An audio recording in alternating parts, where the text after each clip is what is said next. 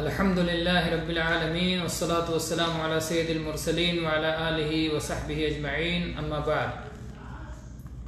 شیخ الاسلام محمد بن عبد الوہاب رحمہ اللہ کی کتاب التوحید کا درس تھوڑا تھوڑا جستہ جستہ مختصر طور پر آپ کے سامنے رکھا جا رہا ہے۔ آج ہم پہنچے ہیں اس حدیث تک جسے شیخ ذکر کرتے ہیں، فرماتے ہیں وَلَهُمَا فِي حَدِيثِ عِتْبَانَ فَإِنَّ اللَّهَ حَرَّمَ عَلَى النَّارِ مَنْ قَالَ لَا إِلَهَ إِلَّا اللَّهِ يَبْتَغِي بِذَلِكَ وَجْهَ اللَّهِ۔ شیخ الاسلام محمد بن عبد الوہاب رحمہ اللہ کا طریقہ کار بار بار بتایا گیا کہ وہ قرآن پاک کی آیت پیش کرتے ہیں، نبی صلی اللہ علیہ وسلم کی حدیث پیش کرتے ہیں اور جو ہے اس کے ذریعے سے اپنا مسئلہ بتاتے ہیں۔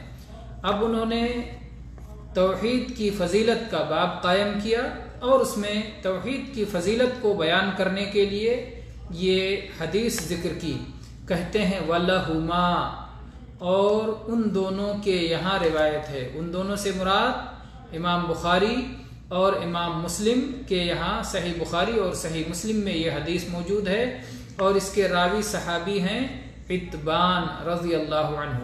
عتبان ابن مالک یہ انصاری صحابی ہیں، مشہور صحابی ہیں، ان کی روایت ہے۔ ان روایت کے الفاظ کیا ہیں؟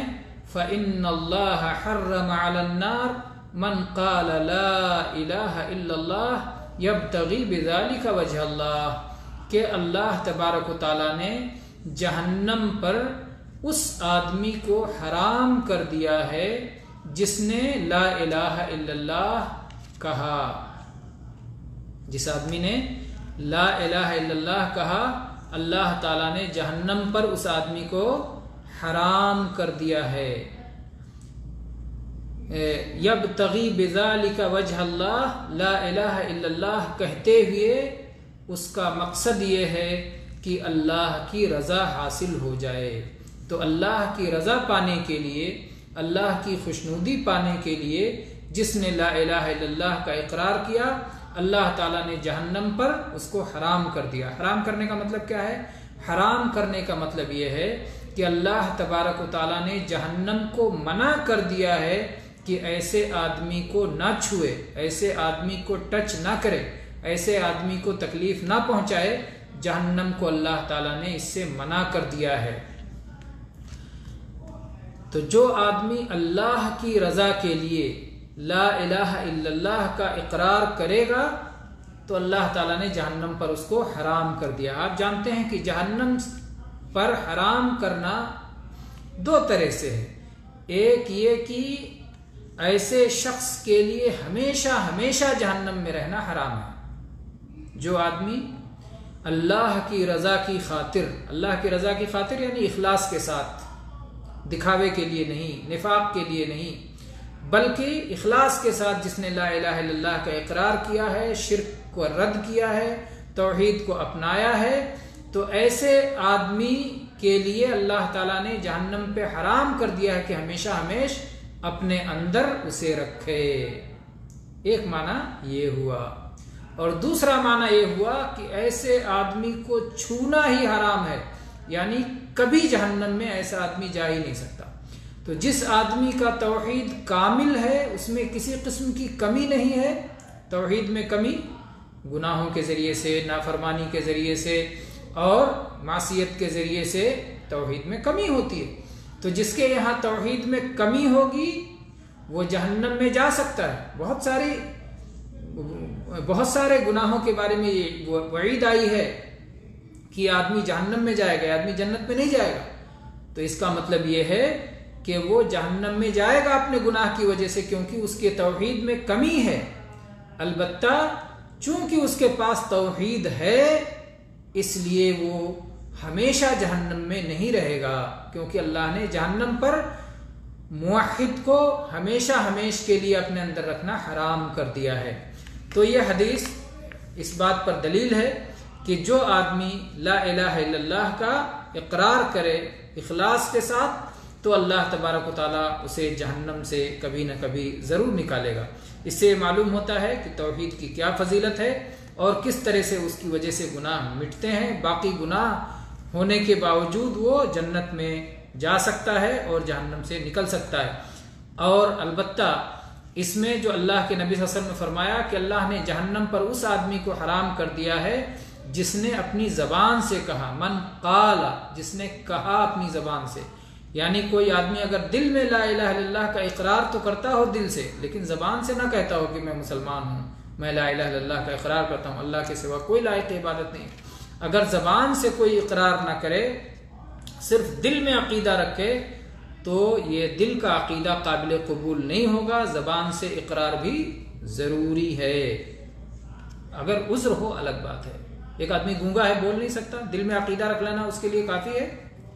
یہ اسی طرح سے مجبور ہے، قتل کا خوف ہے وغیرہ وغیرہ، عذر کے بغیر، یعنی ایک آدمی کے پاس کوئی عذر نہیں ہے، کوئی مجبوری نہیں ہے، کوئی مشکل نہیں ہے، کوئی دشواری نہیں، اس کے باوجود کہتا زبان سے تو نہیں کہوں گا، ہاں دل میں میرا ایمان ہے کہ وہی عبادت کے لائق تنہا ہے، اور عمل بھی نہیں کروں گا، اس کے علاوہ دوسرے کی عبادت کرے گا، تو وہ نہیں قابل قبول ہے اللہ کے یہاں۔ اللہ کے یہاں قبول تب ہے جب دل میں عقیدہ ہو، زبان سے اقرار ہو، اس کے مطابق عمل ہو۔ اسی طرح سے جو آدمی زبان سے کہتا ہو لیکن دل میں عقیدہ نہ ہو، زبان سے کہتا ہو لا الہ الا اللہ، اللہ کے سوا کوئی عبادت کے لائق نہیں ہے، لیکن دل میں سوچتا نہیں کوئی اور بھی عبادت کے لائق ہو سکتا ہے، فرشتے بھی عبادت کے لائق ہو سکتے ہیں، جن بھوت بھی عبادت کے لائق ہو سکتے ہیں۔ اگر کوئی ایسا سمجھتا ہے تو وہ بھی مسلمان نہیں ہے، وہ مسلمان نہیں ہے۔ مسلمان کے لیے وہ دل سے اقرار ضروری ہے۔ منافقین کا تو یہ مسئلہ تھا کہ وہ زبان سے کہتے تھے اور دل میں اقرار نہیں تھا، اور دل سے بہت سارے لوگ مانتے ہیں اور زبان سے انکار کر دیتے ہیں کہ نہیں، تو وہ بھی نہیں مسلمان ہوں گے۔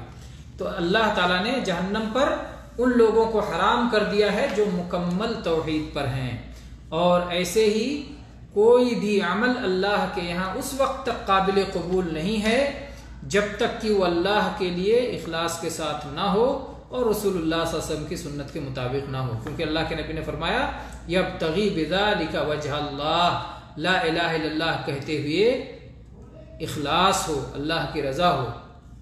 اور اسی طرح سے یہ بات بھی معلوم ہوتی ہے کہ جو آدمی لا الہ الا اللہ زبان سے کہے اور عملی طور پر اس کو توڑ دے رہا ہو، اس کا انکار کر رہا ہو، غیر اللہ کو پکار رہا ہو، جیسے کہ بہت سارے لوگ اللہ کو چھوڑ کر کے مصیبت میں پھنستے ہیں تو کسی قبر والے کو، کسی زندہ کو، کسی مردہ کو، غائب کو پکارتے ہیں، جن کو، بھوت کو، پری کو، ان کو پکارتے ہیں۔ تو جو لوگ اللہ کو چھوڑ کر غیر اللہ کو پکارتے ہیں تو لا الہ الا اللہ پڑھنا ان کے لیے کارآمد نہیں ہوگا، کیونکہ اگر انہوں نے اس کا معنی سمجھ کر کے اور اس کا اقرار کر کے لا الہ الا اللہ کا صحیح طور پر زبان اور دل سے اقرار کیا ہوتا تو انہوں نے اس کفر اور شرک کو چھوڑا ہوتا۔ اور اسی طرح سے اس حدیث میں اللہ کے نبی صلی اللہ علیہ وسلم نے فرمایا یبتغی بذالک وجہ اللہ، اس کے ذریعے سے اللہ کے چہرے کی تلاش ہو، اللہ کے رخ زیبا کا تقرب چاہتا ہو، تو وجہ کا اللہ کے لیے چہرے کا اس بات بھی اس حدیث میں موجود ہے اللہ کی شان کے مطابق۔ بہت سارے لوگ جو یہ بات کہتے ہیں کہ اللہ تعالیٰ تو اس کی کوئی صورت نہیں ہے، اس کا کوئی روپ نہیں ہے، اس کا کوئی چہرہ نہیں ہے، اس کا کوئی آکار نہیں ہے، تو وہ لوگ نہ قرآن کو مانتے ہیں نہ حدیث کو مانتے ہیں۔ قرآن پاک میں بھی اللہ کے چہرے کا ذکر ہے، اور اس حدیث میں جو کہ صحیحین بخاری و مسلم دونوں کی حدیث ہے، اس میں ہے وجہ اللہ، اللہ کا چہرہ، وجہ فیس چہرہ، تو اللہ کا چہرہ اللہ کی شان کے لائق ہے۔ لیس کمثلہ شیء وہو السمیع البصیر، اللہ تعالیٰ جیسے کوئی چیز نہیں، اور اللہ تعالیٰ سننے والا ہے اور دیکھنے والا ہے۔ سننے اور دیکھنے کا انکار نہیں کریں گے کہ سننا اور دیکھنا مان لیے تب تو انسان بھی سنتا دیکھتا ہے، نعوذ باللہ۔ انسان کا سننا دیکھنا انسان کے لائق، اور اللہ کا سننا دیکھنا اللہ کی شان کے لائق۔ ایسے ہی انسان کا چہرہ اور دوسروں چیزوں کے چہرے، مخلوقات کے چہرے ان کی اپنی حیثیت کے مطابق، اور اللہ کا چہرہ، اللہ کا رخ اور اللہ کا وجہ، اللہ کا فیس، اللہ کی شان کے لائق کوئی اور چیز اس کے طرح نہیں ہے۔ تو یہ رہی حدیث۔ ایک حدیث اور پڑھ لیتے ہیں آج کے درس میں، اور اسی پر درس کا اختتام کرتے ہیں انشاءاللہ۔ وعن ابی سعید الخدری رضی اللہ عنہ ان النبی صلی اللہ علیہ وسلم قال قال موسى یا ربی علمنی شیئا اذکرک وادعوک به قال قل یا موسى لا الہ الا اللہ قال یا ربی كل عبادك يقولون هذا قال يا موسى لو أن السماوات السبع وعامرهن غيري والأرضين السبع في كفة ولا إله إلا الله في كفة مالت بهن لا إله إلا الله رواه ابن حبان والحاکم وصححه۔ شیخ الاسلام محمد بن عبد الوہاب رحمہ اللہ فرماتے ہیں کہ ابو سعید خدری رضی اللہ عنہ سے مروی ہے کہ نبی کریم صلی اللہ علیہ وسلم نے فرمایا کہ موسیٰ علیہ السلام نے کہا اے میرے رب مجھے کوئی ایسی چیز سکھلا دیجئے جس کے ذریعے میں آپ کا ذکر کروں اور جس کے وسیلے سے میں آپ سے دعا کروں۔ تو اللہ تعالیٰ نے کہا کہ اے موسیٰ آپ کہیے لا الہ الا اللہ۔ تو موسیٰ علیہ السلام نے کہا اے رب تیرے تمام بندے یہ بات کہتے ہیں۔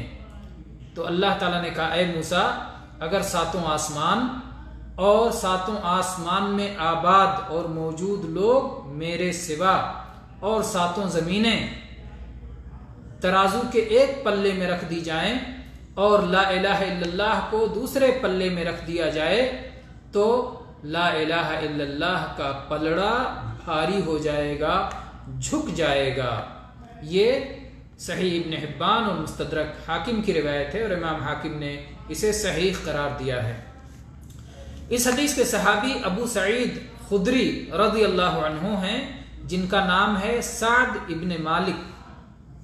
سعد رضی اللہ عنہ یہ خود صحابی ہیں، ابو سعید خدری رضی اللہ عنہ، اور ان کے والد مالک ابن سنان وہ بھی صحابی ہیں۔ تو گویا یہ صحابی بھی ہیں اور صحابی کے بیٹے بھی ہیں۔ انہوں نے نبی کریم صلی اللہ علیہ وسلم سے بہت ساری احادیث روایت کی ہیں اور سن 84 ہجری میں ان کی وفات ہوئی ہے۔ تو ابو سعید خدری رضی اللہ عنہ بیان کرتے ہیں کہ نبی کریم صلی اللہ علیہ وسلم نے موسیٰ علیہ السلام کا واقعہ ذکر فرمایا۔ یہ موسیٰ علیہ السلام کون ہیں؟ معروف موسیٰ علیہ السلام اللہ تعالیٰ کے اولو العزم رسول جنہیں اللہ تعالیٰ نے بنی اسرائیل کی طرف رسول بنا کے بھیجا تھا اور جو کلیم اللہ کے نام سے مشہور ہیں اور جن سے اللہ تبارک و تعالیٰ نے گفتگو کی۔ تو موسیٰ علیہ السلام کہتے ہیں کہ اے میرے رب، اے میرے مالک، مجھے کچھ ایسی چیز سکھلا دیجئے جس کے ذریعے میں آپ کا ذکر کروں، میں آپ کی تعریف کروں، آپ کی ثنا کروں، آپ کو یاد کروں ان کلمات کے ذریعے سے اور ان کلمات کا وسیلہ لے کر آپ سے دعا کروں۔ دیکھیے اس سے رد ہوتا ہے کہ اللہ کی شریعت کے مطابق ہی اللہ کا ذکر کیا جا سکتا ہے، اللہ کی عبادت اللہ کی شریعت کے مطابق ہی کی جا سکتی ہے، منمانی نہیں کی جا سکتی۔ ایک نبی ہو کر کے بھی اللہ سے پوچھتے ہیں کہ یا اللہ مجھے بتائیے کیا کروں، یہ نہیں کہ یہ منمانی اور قیاس اولا کا استعمال یہ ہوگا تو ایسا ہو جائے گا۔ بہت سارے لوگ جیسا کہ اہل بدعت کیا کرتے ہیں منمانی طریقے ایجاد کرتے ہیں، نہیں، منمانی طریقے اللہ کے ہاں قابل قبول نہیں ہیں۔ اللہ کی شریعت میں تلاش کرنا کیا چیز عبادت ہے اور کیا چیز عبادت نہیں ہے۔ تو موسیٰ علیہ السلام نے کہا کہ اے اللہ مجھے سکھا دیجیے کہ میں اس کے ذریعے سے آپ کا ذکر کروں اور آپ کو پکارا کروں اس کے وسیلے سے۔ تو اللہ تعالیٰ نے کہا کہ اے موسیٰ کہو لا الہ الا اللہ۔ لا الہ الا اللہ پورا ہے، مکمل ہے، لا الہ الا اللہ، کوئی عبادت کے لائق نہیں سوائے اللہ کے، صرف اللہ ہی عبادت کے لائق ہے، یہ مکمل جملہ ہے۔ اس طرح ذکر کر، تو اللہ نے جو ذکر سکھایا وہ ذکر کامل، نہ کہ جیسے بہت سارے جاہل صوفیہ ذکر کرتے ہیں اللہ اللہ یا ہو، اس طرح کا جو ذکر کرتے ہیں یہ ذکر نہیں ہے، یہ اللہ کے ہاں قابل قبول نہیں ہے، یہ کبھی بھی معتبر نہیں ہے، یہ بدعت ہے۔ ذکر کا صحیح طریقہ یہ ہے کہ مکمل ہو، آدمی کہے اللہ اکبر، آدمی کہے الحمدللہ، آدمی کہے سبحان اللہ، آدمی کہے لا حول ولا قوت الا باللہ، کہے لا استغفر اللہ، کہے لا الہ الا اللہ. تو یہ سب ذکر ہے جس کا معنی مکمل ہو جاتا ہے. صرف ہو یا صرف اللہ اللہ یہ بدعت ہے، مردود ہے، ناقابل قبول ہے، یہ اللہ کا ذکر نہیں ہے. تو اللہ تعالیٰ نے جس ذکر کی تعلیم دی وہ ذکر کامل ہے، لا الہ الا اللہ. موسیٰ علیہ السلام نے کہا کہ یا اللہ یہ تو تمام بندے کہتے ہیں، یہ تیرے تمام بندے کہتے ہیں. تو اللہ تعالیٰ نے اس کی اہمیت بتائی کہ ہاں میرے تمام بندے، یقیناً یہ وہ دعا ہے جو بہت عام ہے. لا الہ الا اللہ جو اسلام میں داخل ہونے کے لیے بھی کہنا پڑتا ہے، لیکن یہ بہت اہم ہے، سب سے اہم. اور اللہ تعالیٰ کی نعمت دیکھیے، یہ کائنات، یہ دنیا اللہ کی بنائی ہوئی ہے اور یہ دین اللہ کی طرف سے آیا ہوا ہے. اس کائنات میں جس چیز کی ضرورت اللہ کے بندوں کو سب سے زیادہ ہے، اللہ تعالیٰ نے اس کو سب سے زیادہ وافر مقدار میں مہیا کیا ہے. ایسے ہی دین میں جس چیز کی اہمیت سب سے زیادہ ہے، اللہ تعالیٰ نے اس کو سب سے آسان اور ہر جگہ اس کو موجود رکھا ہے. سانس کے بغیر کوئی، ہوا کے بغیر، سانس لیے بغیر، ہوا کے بغیر کوئی شخص زندہ نہیں رہ سکتا. تو اللہ تعالیٰ نے ہر جگہ ہوا کا انتظام کر دیا، ہر جگہ آکسیجن اللہ تعالیٰ نے رکھ دیا، کیونکہ یہ انسان کی نہایت اہم ضرورت ہے. ایسے ہی چونکہ لا الہ الا اللہ یہ ایمان کی بقا کے لیے، جنت میں داخلہ کے لیے، جہنم سے آزادی کے لیے سب سے اہم ہے، سب سے زیادہ ضروری ہے. تو اللہ تبارک و تعالیٰ نے سارے بندوں کو سکھایا کل ایمان میں داخل ہونا ہی ہے تو لا الہ الا اللہ کے ذریعے ہی داخل ہو سکتے ہیں. کل عبادک یقولون، تیرے تمام بندے کلمہ کہتے ہیں. ہاں تمام بندے کہتے ہیں، ہر کوئی سانس لیتا ہے، لیکن کوئی سانس لیتا ہے تو اس سانس سے فائدہ اٹھاتا ہے، وہ بھرپور اس کی صحت ہوتی ہے اور اس سانس کے آکسیجن اس کی رگ رگ تک، ہر نس تک پہنچ جاتی ہے. اور کچھ ایسے ہوتے ہیں کہ سانس لیتے ہیں لیکن ایسے ہی چھوڑ دیتے ہیں، ایسے ہی لیتے ہیں ایسے ہی چھوڑ دیتے ہیں، اس آکسیجن سے وہ قوت حاصل نہیں کرتے جو اللہ نے اس میں قوت رکھی ہے.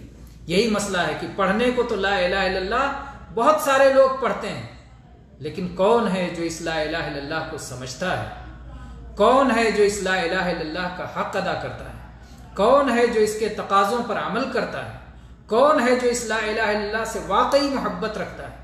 کون ہے جو اس لا الہ الا اللہ کے منافی چیزوں سے واقعی سخت نفرت رکھتا ہے؟ کون ہے جس کے اندر یہ ساری خوبیاں پائی جاتی ہیں؟ تو لا الہ الا اللہ، اللہ کے نبی صلی اللہ علیہ وسلم موسیٰ علیہ السلام، اللہ کے نبی موسیٰ صلی اللہ علیہ وسلم کو یہ اللہ تعالیٰ کی طرف سے تنبیہ کی گئی، بتایا گیا کہ لا الہ الا اللہ کو معمولی نہ سمجھو، لا الہ الا اللہ بہت اہم ہے. اللہ تعالیٰ نے فرمایا اگر ساتوں آسمان اور ساتوں آسمان میں جو آباد ہیں سب میرے سوا اور ساتوں زمینیں، اللہ تعالیٰ نے جب آسمان کا ذکر کیا تو اپنا استثناء کر دیا کہ میرے سوا. اس سے معلوم ہوتا ہے کہ اللہ تعالیٰ آسمانوں کے اوپر ہے. تو اللہ تعالیٰ نے کہا آسمان ان کی آبادی میرے سوا اور ساتوں زمینیں ایک پلے میں رکھ دی جائیں اور لا الہ الا اللہ کو ایک پلے میں رکھ دیا جائے تو لا الہ الا اللہ کا پلہ بھاری ہو جائے گا، لا الہ الا اللہ کا پلڑا جھک جائے گا، وزنی ہو جائے گا. یہ صحیح ابن حبان اور مستدرک حاکم کی حدیث ہے. آپ اس میں یہ بھی غور کریں کہ ہر مسلمان لا الہ الا اللہ پڑھتا ہے، لیکن یہ بات بھی ہر مسلمان جانتا ہے کہ قیامت کے دن اعمال کا وزن ہوگا اور کچھ مسلمان اور کلمہ پڑھنے والے ایسے ہوں گے جن کے گناہوں کا پلہ بھاری ہو جائے گا. لا الہ الا اللہ بھی ان کے یہاں رہے گا لیکن اس کے باوجود گناہوں کا پلہ بھاری ہو جائے گا. کیوں؟ اس لیے کہ لا الہ الا اللہ کا زبان سے کہنا ہی کافی نہیں ہے. زبان سے کہنا ہی اگر کافی ہوتا تو پھر سارے لوگوں کا پلہ وزنی ہو گیا ہوتا، کسی کے گناہوں کا پلہ وزنی نہیں ہوتا۔ اس کا مطلب لا الہ الا اللہ کا صرف زبان سے کہنا کافی نہیں ہے۔ ایک آدمی سو رہا ہے، نیند میں ہے، اور لا الہ الا اللہ بڑبڑا رہا ہے، لا الہ الا اللہ لا الہ الا اللہ، اس کی بات کا کوئی اثر ہے؟ ایک آدمی نیند میں ہے، خواب میں ہے، کچھ بھی کہہ رہا ہے، اس کا کہیں کوئی اعتبار ہے؟ کیونکہ دل سے اس کا کوئی تعلق نہیں ہے۔ ایک آدمی خواب میں بڑبڑا رہا، طلاق طلاق طلاق ہو جائے گی، یا کوئی اور چیز کہہ دیا اس پر سزا ہوگی۔